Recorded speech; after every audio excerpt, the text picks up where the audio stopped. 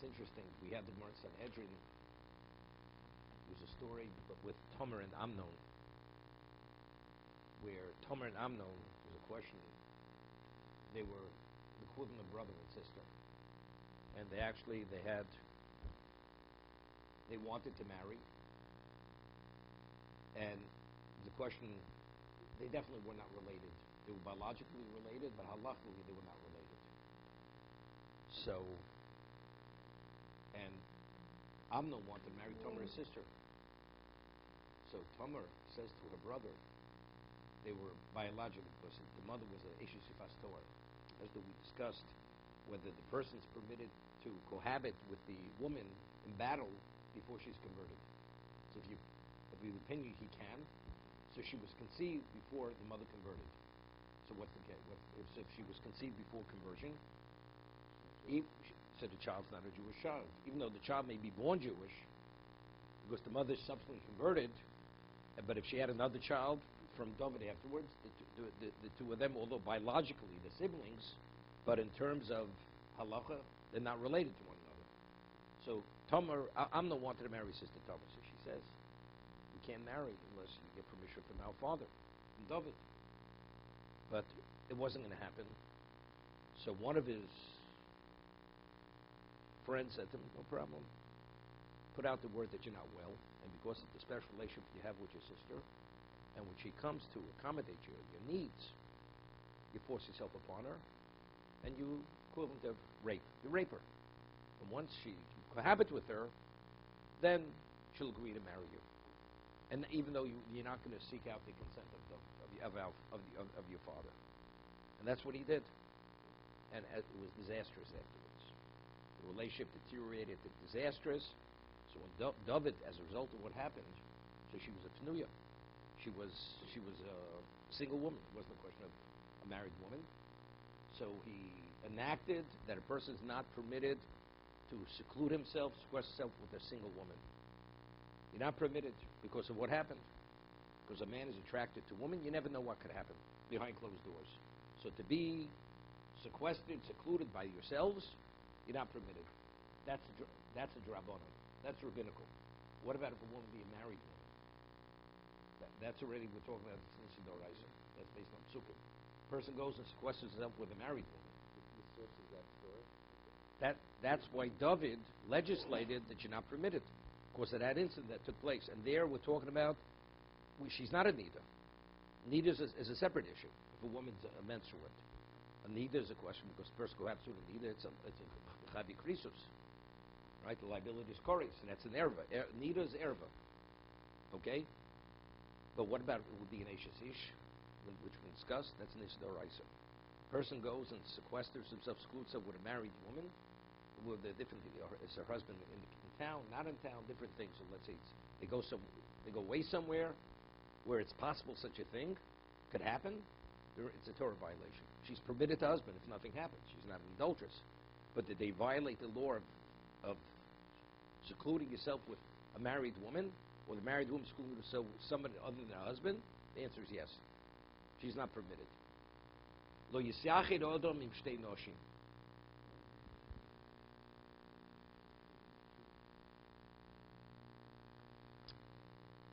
What's the reason why you're not permitted to seclude yourself with a woman? Because we're afraid something may happen. What about because of the circumstance? We could say with definiteness nothing will happen. Because a person has a certain degree of shame, and he's not going to act in that setting in the shameful way. So then we know nothing's going to happen. No, the man's not going to cross the line, or she's not going to cross the line. Lo yischachir odem im shtei noshim. What about two women?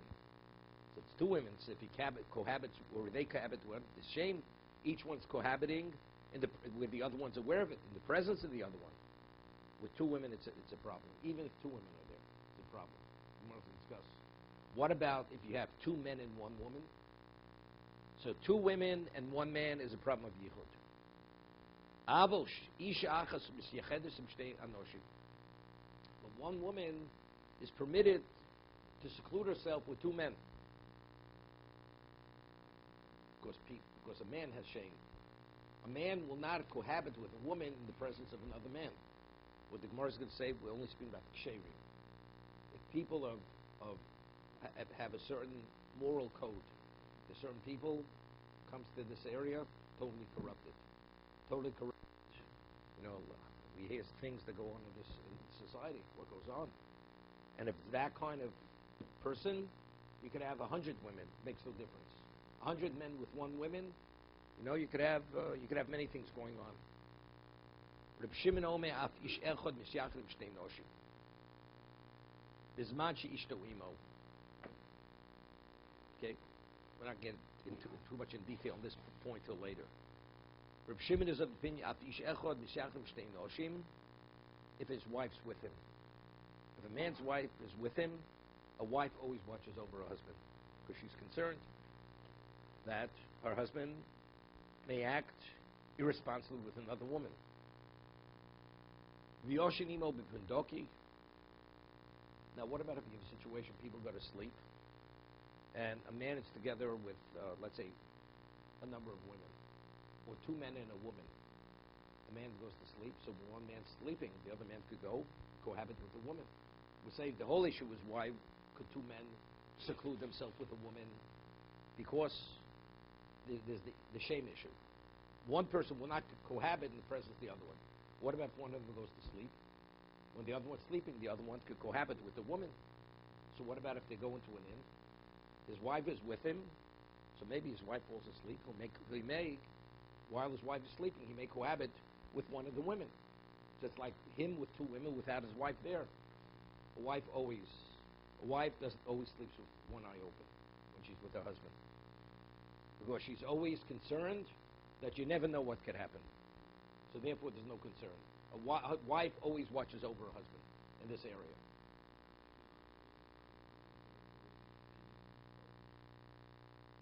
We'll say he's arguing. We'll see. The Gemara discusses it. Seemingly he's arguing. He's arguing. L'kula, that if the wife is with him, the wife always watches over the husband. Yoshim pundoki. Pundoki is an inn. Why? Because the wife, she watches over the husband to make sure this area will not be breached. Misyachid odem imo v'bito.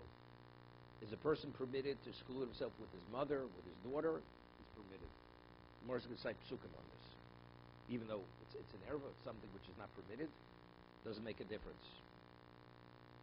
Because the whole desire for a mother to a father, a child to a mother, or a daughter to a father, that there's not even a question that we're concerned anything may happen.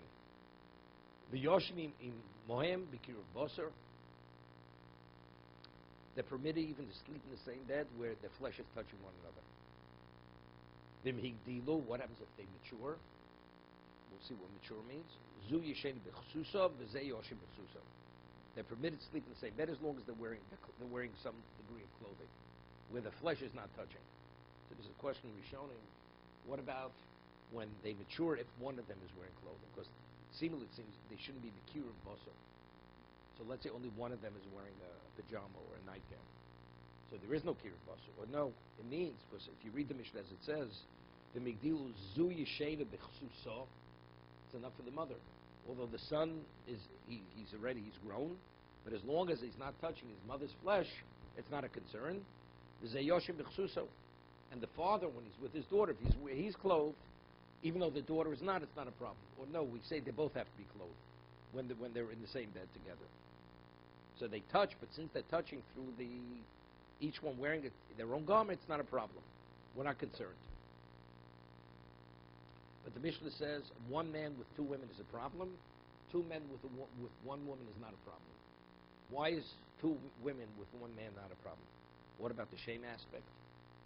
Right? If you have two women, the woman should be embarrassed to cohabit with a man. The other woman's there in her presence. My time with Torah Ve'elio. Okay? Hol v'noshim daitin kalos aleim. Here. That a woman can more easily be seduced than a man. So because a woman can more easily be seduced, So therefore, the shame aspect immediately is removed based on the level of seduction. Right? We have Rashi and Chumash. Why was the Nochosh? Why did Odom initially set a fence for his wife? Right? Hashem says, you should eat from the fruit of the tree. He told Chava she should not even touch the tree. But he didn't share with Chava that it was a fence. Right? What did he say? He says, Hashem said, not only not to eat, not even to touch. So what did the snake do? The snake pushed her into the tree. And he says, you see, it's nothing. But why did he set the fence for her? And why was the snake able to seduce Chava? Also, because there's this characteristic of a woman. Noshim Daitin Kalos. A woman can easily be seduced in this area. Women themselves, this has nothing to do with intelligence. This has to do with just the temperament. It's the emotional makeup of a woman, and therefore she's vulnerable in certain areas. And because there's vulnerability, therefore that allows that there should not be a situation of shame. But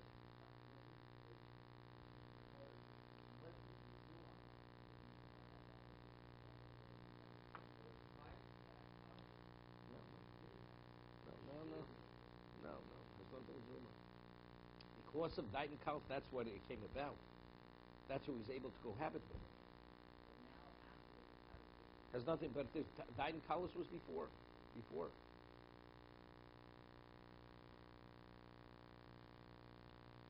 Okay?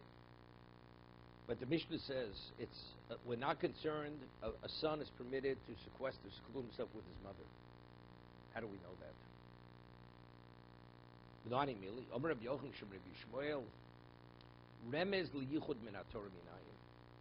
Where does the Torah allude that a person is not permitted to sequester himself with a relationship that's not permitted to him? Shenemar. The Torah speaks about where a family member, he tries to seduce, not seduction in regard to sexual act, to seduce a person to do idolatry. This is called Mesis Mediach. Versus a Mesis Mediach, he tries to convince another person to do idolatry. It's punishable by death. Kisischa achicha beni mecho. Who's going to seduce you? Your brother, the son of your mother. So the obvious question is, V'chi ben ein mesis ben av eino mesis. What do we speak about? Only if you're related through the maternal side. And if it's your brother who's the son of your father, it's the same halacha. It's not only the son of your mother, the son of your father. So what does Torah specifically identify that you're only related through the mother, not through the father? Right? It's not exclusion. We'll see. Kisischa ben ochicha ben imecha ben emesis ben oveinu mesis el lo malach ben misyachri mimo. It means when it says the Torah is saying it doesn't mean to exclude that if they're related through the mother, they share a common father. That this law has no application. It means the son who you find he's always with his mother, meaning even a setting of seclusion. It's to allude to this. The Torah, while it's teaching us the laws of seduction in regard to idolatry, it speaks about the Gemara is going to explain why. Why would a person is more susceptible to the seduction and idolatry where they're related through the mother than the father? The Gemara is going to say, when they're related through the father, one brother doesn't trust the other. Why? Why don't they trust one another? So the Gemara says because the person only is an heir if they share a common father. If they share a common mother, they have no relevance to the inheritance. Right? So each brother feels, maybe the advice he's giving is not good advice. It's not good advice. So therefore he takes it with a grain of salt. Because maybe somehow he wants to cheat me out of my share in the inheritance. With a mother, the likelihood that a child inherits a mother is unlikely because very often there's a husband. Because a husband inherits a wife before a child inherits a wife. Therefore, it's not so simple. So therefore he doesn't feel he's giving him bad advice. So he's more open, more vulnerable to that level of seduction. The son, where they're related through a mother, than they're related through a father.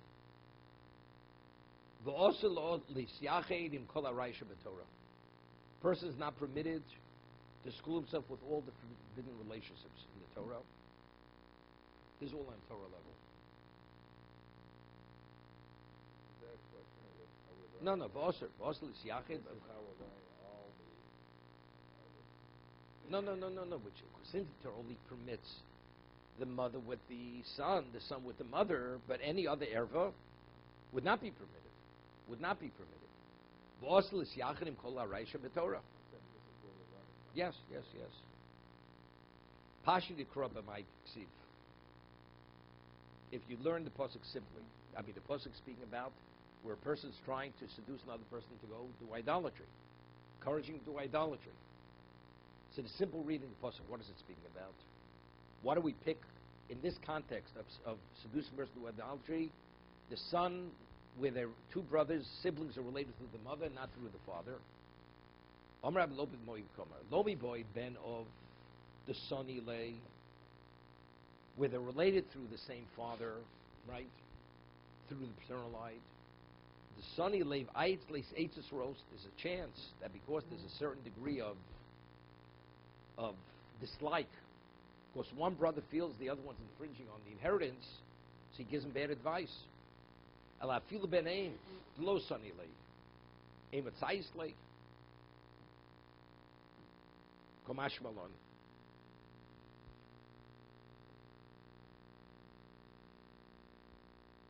second.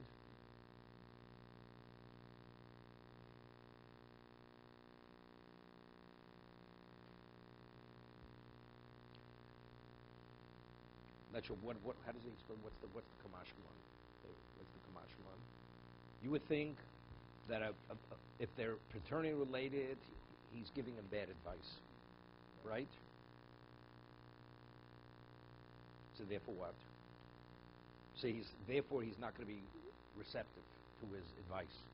But if they're related through the mother, where he has no reason to give him bad advice, he's more vulnerable. Right? He would listen. Kamash, what's the Kamash Malon? Even with the mother, you mean? What he'll describe, therefore what? But it's still speaking about seduction to be put to death. I understand that. I understand. Kamash will disregard it. He'll disregard it. I think because the Gemara says, the Mishnah says in Sanhedrin regarding this situation, the person, the person when he seduces the other one, it's on the slide. It's not done publicly. So the question is, how do you convict this person? So the Gemara says you should go and have witnesses staged behind a fence, and you say to them, by the way, what did you want me to do? And then the witnesses listen to what's actually being said, and that's how they convict him. Because otherwise a person's not going to expose himself, because he realizes if he's caught, he's going to be put to death. Right? So it could be the Kamash Malon that he's not going to live. We're speaking because you're putting him to death. You're putting the seducer to death.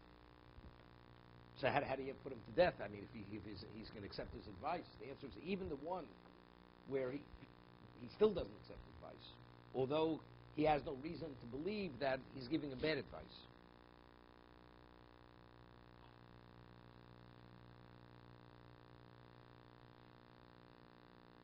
The Mishnah says that under no circumstances is a person permitted to seclude himself with two women.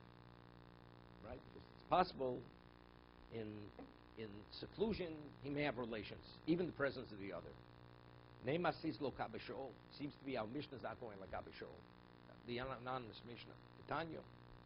Kol shloshim yom. Now, let's say a child dies within 30 days of birth.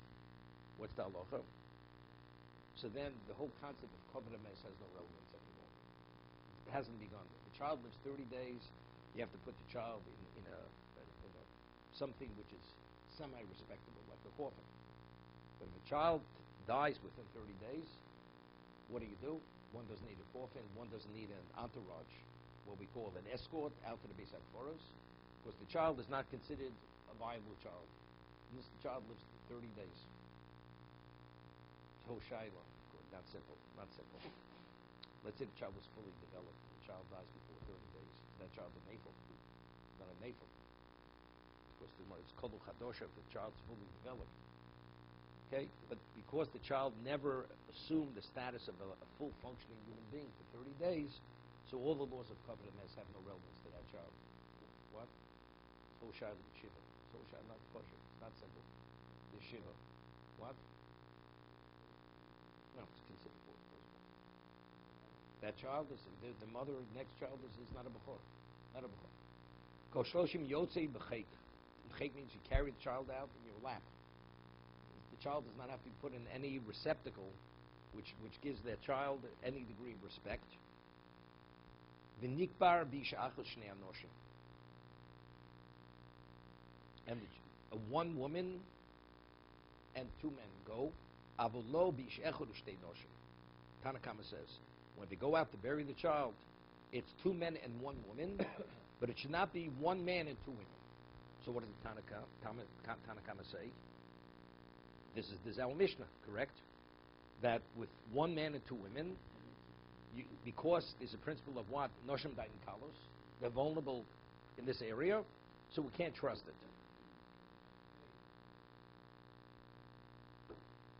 With the laws of yichud, apply. Whatever. Because this whole discussion, because the Gemara says later, there's difference between when you're in the community or you're going on the road. Abba Shol Omer, Apish Echod Ushtei Noshim. No, it's not a problem. That even one man and two women could go out to bury the child. But it's a problem. But if you have one man, our Mishnah says one man and two women, it's a problem of yichud because Noshim Daitin Kalos. That because of this vulnerability of women, the aspect of shame has no relevance. So evidently, Abba Shol is arguing with the Mishnah, right? Because our Mishnah says one man and two women. It's an issue of yichud. Afil tem Abba Shol. You're able to say the Mishnah, our Mishnah can't go to Abba Shol. It speaks specifically in this particular context where the woman is grieving. Her child just died. So being in a state of mourning and the men also participating in such an unfortunate situation, we're not concerned that they're vulnerable to the Yetzer Hara. B'shas aninus tovi yitzrei. At a time of this aninus, when a person's grieving, at this moment, the Yetzer Hara is broken. One's inclination is weakened. Therefore, we don't have to be concerned that one's Yetzer Hara will get the best of him during this. So this is a very particular case. Under normal circumstances, Abba Shol concurs with the Mishnah. One man, two women, it's yichud because there's a concern. But because of this particular situation of the woman is burying her child, it's also a question. When it says a woman with two men, is it her child and they're related? What about it's not her child and the men are not related? Is the concern? Or if it's her child and the two men are not related to her, they're just undertakers. Rishon talk about this. Rishon talk about this. So it's not simple. Everybody, if they're all related, definitely Abba Shol's, that's his position. But if they're not related, it's not simple. Even Abba Shol would agree it's a problem. Or do we say, what about if the woman's related and the men are not? Because it's her child, they won't make those overtures because of her situation, or she's not going to be susceptible because of her own situation. She's not going to be susceptible to any level of seduction. Well, you're going to have at least one person not related. Well, it could be two of her brothers. No, but one man and two women. Two women. Only one woman is close to that child. I know. Understand that. Doesn't have to be the father. Let's say it's two. But there's got to be at least one person that's not related to those three. Let's say they're all related. They're not paid employees to go dig the grave. They're cousins. Let's say they're cousins. They're not what? You can only have one husband. Husband and a wife. Well, husband and wife's never a question. Yeah. Husband and wife, we're not considered somebody's going to rape. You have a guest over. Is it a question of yichud? Husband, you invite somebody over Friday night. The door's locked with 10 locks, right? So nobody's going in, nobody's going out. Is there a question? Your wife is secluding herself with another man. The husband's there. The husband's there. There's never a question of yichud, ever. With Smiyat, there's not the husband here. The two other people. So the Gemara says, no, it's this particular situation because it's Tova Yitzchak. Rabbanan Savri Lo, Sovalok Reb Yitzchak. The Chacham hold like Reb Yitzchak that even when a woman is grieving, she's still susceptible. She's still vulnerable. Dom Reb Yitzchak, there's a pasuk in Eicho. Ma Yisonin Odom. Chai Geber Al Chatov. What does this mean? Aninus means the person's owning. Usually owning means before the burial. The person is totally distraught because of the loss he has. Ma Yisonin Odom Chai Geber Al Chatov. What does this mean? What exactly does the pasuk in Eicho mean? Afil b'shasani noso shelo Odom. That even in a state of aninus, when the person is grieving on the most extreme level, before the burial, yetzim is gabarolov. A person is still vulnerable to his inclination. You cannot trust yourself. Yeah? That's my yisonin odom chai. Odom chai. Gover al chatov. You'll be overtaken as a result of your sins. Abishol. Kiksiv ahu. So Abishol disagrees because Abishol says, how does he reconcile his position with the pasuk in Eicho? Seemingly, Yirmiyah Novi says that a person is susceptible even when he's in the state of aninus. Ahu b'misraim al midos ksiv. Speaking about a person where an unfortunate situation comes upon him, and he has complaint against Hashem, he feels he's not deserving to be treated this way. He's Misraim, he has a complaint. No, it's interesting. In Hebrew, how do you say thunder? Rami. He's Misraim. He's thundering. He's thundering against the way Hashem is treating him. You know what a complaint is? Well, he's thundering. We use it in the vernacular. He's barking. Okay, same type of thing. That's how inappropriate it is. To show the inappropriateness of his complaint. Hahu b'misraim al midos ksiv bochi komer. Ma yisraim al midosov. How does a person have a right to have any complaint against Hashem? Chigover al chatov. Dayu chaim shenosatolo. Because of his sins, he should be satisfied because of all the good that Hashem provided life for him. Hashem provides everything for you. So even for any degree of failing, you deserve to be punished. And what do you contribute? What do you contribute that you deserve not to be punished? Hashem provides everything. And now you're complaining that you don't deserve to be punished. Now, what are you giving away from, as they say? What are you giving away from nothing? You give away nothing. Hashem is giving everything. And what, Hashem has no right to reign in on you. So where do you have a right to complain?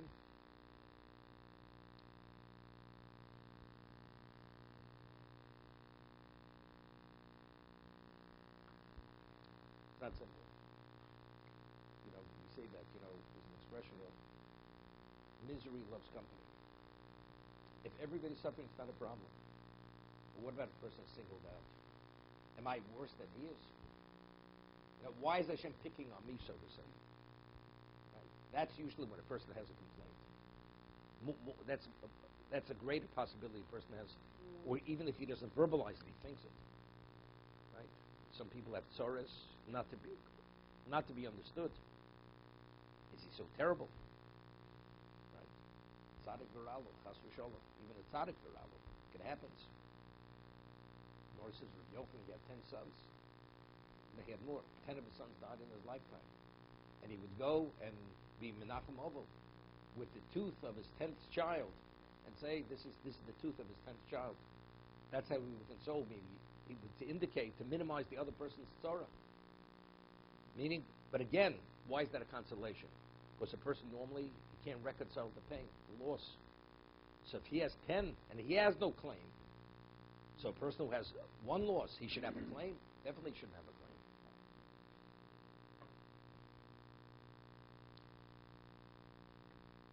Rabbonon, the Rabbonon's position is even when a person grieves, there's an indication the a person is susceptible to the Yetzer Hara.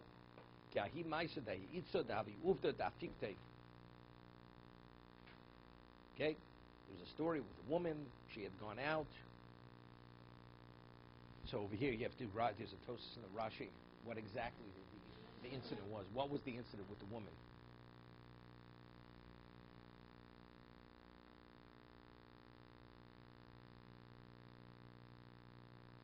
Rabbanon afilu tovi yitzrei kid kamrit yesh lochush. He says even facts that the person's yitzhar is broken, and they're not susceptible. There's a chance that sometimes people are so conniving when they want to construct the situation because they're overwhelmed with the desire for one another. There is no basis to grieve.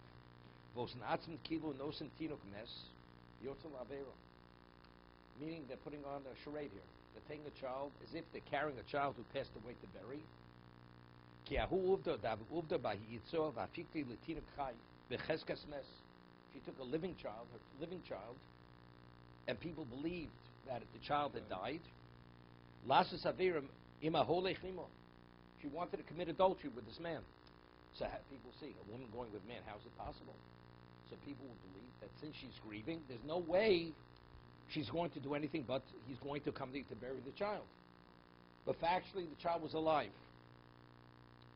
That's Loshen Achim Ori Hazokin Garcin Rabboni Alukul Babashog Goris Dayo Chaim Shinsati Loki Aitzo Damina Moyed Koton Shkosa Siosim Dai Shemisi Yudonel. Okay. Let's Tosus. No. Mori Hazokin. Yeah, the Rebbe, his elderly Rebbe. Mori Hazokin, not Ziknei HaMori. Okay, let's see Tosus. Brings another story, another incident. Pirsha bin Chanal Mais Bishachas Shoisa Bochem Sones Al Keva Bailo. Here, a woman, she was crying by the grave of her husband. V'hoyasham Odom Echod Hoyasham Etoloi Echod. V'tzivul HaMelech L'Shomer. There was a person who was actually hanged by the king, and he was ordered by the king that he has to make sure that the body remains displayed. Listen what happened. This woman is grieving over her husband's grave. And the watchman who's watching was appointed by the king to watch the body who's being displayed, that it shouldn't be removed. He goes and seduces the woman. Despite the fact that she's broken, she's crying on the grave of her husband. Vishamalo, and she agreed. She was susceptible to a seduction. Listen to the story to what extent. After they finished doing the act, they go back. The body was taken down. Now the king has a claim against him. Here his responsibility was to watch the body, that it's not stolen, that it remains displayed. And here he's distraught because he's afraid what the king is going to do to him. He did not act responsibly. Omer lo isha. Hear what the woman says. The woman says to the man who she had the relation, the affair with, Al tiro, kach bali mikivri. He says, exhume my husband from the grave and hang him there. V'tolo b'mikomo ba'fikte l'baylo. Hear what? The woman gave the suggestion, who she just had the affair with, take my husband out of the grave, suspend him, they won't know the difference. They'll think that's the original body that originally was displayed. V'tolo harei lucho shafil b'shasaninus. We see over here to what degree. And this is post-affair. This is not pre. After she already had the affair with the man, she says, take my husband and display him. This Gabi Yitzhor Leo. To this degree, he was overtaken. She was overtaken with the Yitzhar Hara.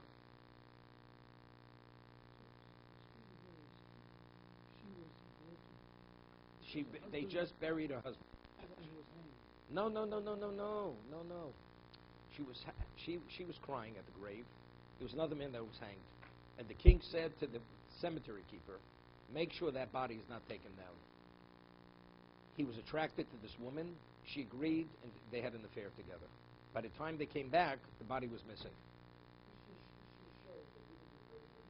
That even the most extreme level of aninus, to what degree... No, she was a widow. Yeah, but still, I understand.